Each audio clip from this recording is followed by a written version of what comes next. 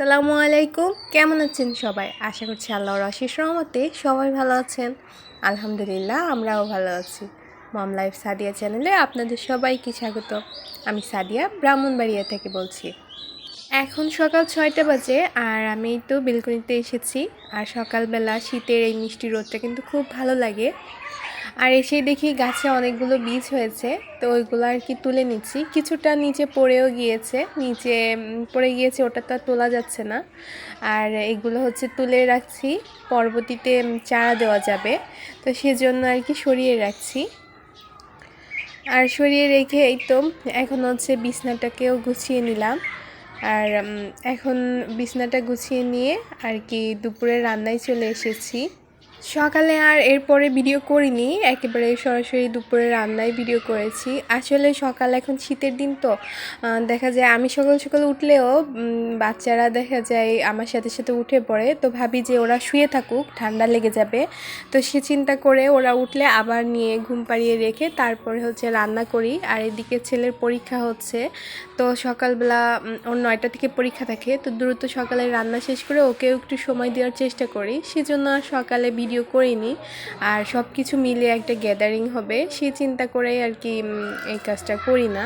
তো এখন একটু নিরিবিলি হয়েছি, তো দুপুরের রান্নাটাই আপনাদের সঙ্গে শেয়ার করছি। রান্না থেকে আর কি ভিডিওটা স্টার্ট করেছি। আজকে হচ্ছে গরুর গোশত রান্না করব, আর সাথে হচ্ছে মিষ্টি কুমড়া ভাজি করব। আর এই তো হ্যাঁ, সেজন্য মিষ্টি কুমড়াটা ছিল খুব ভালো, দেখতে খুবই ছোট একটা কুমড়া ছিল, তবে যখন ভাজি করে খেয়েছি তখন খেতে খুব মজা লাগছিল। আর এই তো ভাজির জন্য হচ্ছে লবণ হলুদ মাখিয়ে নিলাম।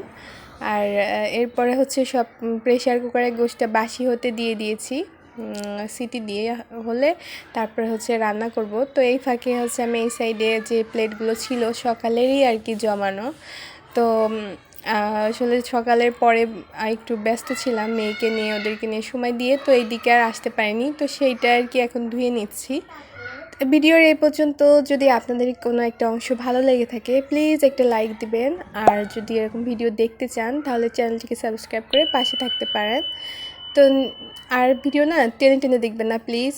তো এই তো আমি তো এই যে প্লেট ধুয়ে গুছিয়ে নিয়েছি, আর এখন হচ্ছে বাচ্চাদের জন্য নাস্তা তৈরি করব। তো আমার ছোট ছেলে হচ্ছে পিঠা খেতে চাইছিল, তো ভাবলাম ওর জন্য পিঠা বানাই। তো বলছিল আম্মু যে চিনি দিয়ে বানিয়ে দাও। নর্মালি আমি হচ্ছে পান পিঠাটা খেজুরের গুড় দিয়ে বানাই, তো আজকে বলছিল যে ও চিনিরটা খাবে, তো ভাবলাম যে করে দিই।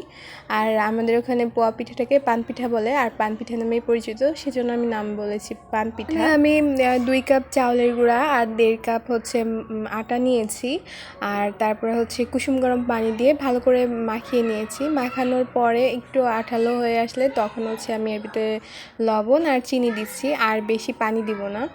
এরপর যে হচ্ছে এখন ভালো করে হাত দিয়ে ফেটিয়ে নিব। ফেটাতে ফেটাতে দেখা যাবে একটা নরম মসৃণ একটা ডো তৈরি হয়ে আসবে। তো এইভাবে রেখে দিয়েছি যে চিনিটা ভালো করে গলে যাক। আর কিছু সময় রাখলে দেখা যাবে কি ওই পিঠাটা বানানোর পরে খেতে নরম হবে, আর বেশ কিছু সময় আর কি নরমই থাকবে। তো সেজন্য আর কি ওইভাবে রেখে দিয়ে আমি এই সাইডে মিষ্টি কুমড়া ভাজি করে নিচ্ছি। মিষ্টি কুমড়াটা ভাজি করে নিয়ে আর এরপর হচ্ছে যে পেঁয়াজ তারপরে কাঁচামরিচ কুচি করে ওটাকে ভেজে নিয়েছি। আর এইভাবে ভাজি করে দিলে না আমার খেতে খুব ভালো লাগে, মাছ ভাজির সঙ্গে তারপর যে কোনো ভাজির সঙ্গে। আর এই তো আমার মাংসটাকেও নামিয়ে নিয়েছিলাম। তো এখন দেখছি যে মাংসটা কী অবস্থা, যেহেতু বাসি দিয়ে নিয়েছি তো সিদ্ধ হয়ে গিয়েছে। আর এখন হচ্ছে আমি কষিয়ে নিব, ভালো করে কষিয়ে ওর ভিতরে হচ্ছে আলু দিব। তো যে আলু না দিলে আমার বাচ্চারা তো খেতে পারবে না, তো সে চিন্তা করে আলুটাও দিয়ে দিয়েছি। দিয়ে আলু দিয়ে ভালো করে মাংসটাকে কষিয়ে নিচ্ছি। কষিয়ে নিয়ে ঝোলের পানিও দিয়ে দিয়েছি, আর এইদিকে মাংস হচ্ছে। এরপরে মাংস রান্না হয়ে গিয়েছে, ওটা অফ ক্যামেরায় করে নিয়েছি। এখন হচ্ছে পিঠাগুলোকে ভেজে নিচ্ছি, আর পিঠার মসৃণ একটা ডো যে কেমন হয়েছে সেটাও দেখে দিলাম। আর এখন এই যে চুলায় চলে এসেছি, আর কড়াইতে তেলও দিয়ে বসিয়ে দিয়েছি। আর আমি হচ্ছে খুব তাড়াতাড়ি করছিলাম। এইদিকে দেখা যাচ্ছে বাচ্চাদের ওরা পিছু পিছু আর কি ঘুরছিল খাওয়ার জন্য। তো এখন দেখা যাচ্ছে কি খাওয়ার টাইম, ভাত খাওয়ার সময় হয়ে গিয়েছে এদিকে, তবে আমার বানাতে একটু দেরি হয়ে গেছে। ও বলতে বলতে এত দেরি করে ফেলেছে। এই তো আর এইদিকে দিয়েও দিয়েছি, বাচ্চারা কিছুটা খাচ্ছে আর বলছিলাম যে দুপুরে ভাত খাওয়ার পরে খাবে, কম করে খাও। আর এইদিকে হচ্ছে আমি ভাতগুলো গুছিয়ে দিচ্ছি, টেবিলে আর কি গুছিয়ে রাখছি এখন। আর সকালে হচ্ছে আমি ডাল রান্না করেছিলাম, তো সেই ডাল আছে, গরুর গোশ আর সাথে মিষ্টি কুমড়া ভাজি। আজকে এটা দিয়েই হয়ে যাবে আমাদের। দেখা যাচ্ছে বাচ্চারা গোশ পেলে না আর অন্য কিছু খেতে চায় না, তো তারপরে এই যে ডাল আর মিষ্টি কুমড়া ভাজি রেখেছি, তো এটা দিয়ে আর কি ভালোভাবেই হয়ে যাবে। তো এগুলো গুছিয়ে নিতে নিতে আপনার থেকে বিদায় নিয়ে নিচ্ছি। সবাই ভালো থাকবেন, সুস্থ থাকবেন। আল্লাহ হাফেজ, আসসালামু আলাইকুম।